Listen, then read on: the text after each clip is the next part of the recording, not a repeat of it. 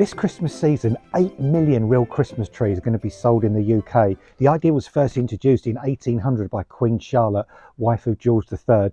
And there's two main types that are particularly popular in the UK. About 85% sold are the Norman fir and about 15% the Norwegian spruce. Also Douglas fir and lodgepole pine are other examples, but they're much more popular in the USA rather than in the UK. So what type of trees are available out there when you go to look?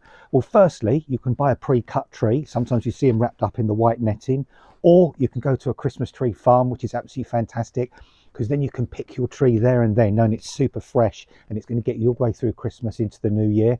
These days, you can also buy pot-grown Christmas trees with roots, so you can keep growing that Christmas tree from year to year to year and kind of create a family tradition of growing the tree on and keeping it for infinity if you want to.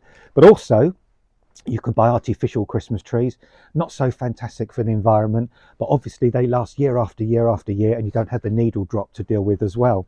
So when you go off to buy a Christmas tree, especially the pre-cut ones as well, one important thing to look for is to make sure the needles are staying on the tree. So give it a little shake, and if the needles all start to fall off immediately, avoid that tree because you know that's not a fresh tree. Also, make sure that the branches are hanging down nicely. Sometimes if the tree's been wrapped up too long, the branches might not hang down nicely as you want it to, and you don't get that perfect shape. So once you've decided on what type of tree you want, I mean, for example, this one is the Norman fir, the most popular type. This has got those wonderful waxy needles that very seldom drop and also great for allergy sufferers. But you might want to go for the more traditional Norwegian spruce. Now, that does drop its needles a little bit more, but it does have that wonderful traditional Christmas tree fragrance.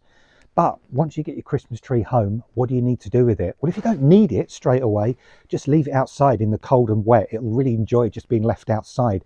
But once you want to bring it indoors, cut about an inch off the bottom of the trunk. And when you take it indoors, always, if possible, have it in a water reservoir, perhaps in one of those Christmas tree stands with a water reservoir at the base. Because if you treat this as a giant cut flower, if it's got a regular water supply, it's going to last much longer. Also, when you take it indoors, keep it away from direct heat sources like radiators, for example. And you should be able to enjoy your Christmas tree all the way up until Christmas and into the new year. So just with those few bits of information and facts, you know you're going to have a great Christmas tree this season. So enjoy Christmas and have a fantastic time.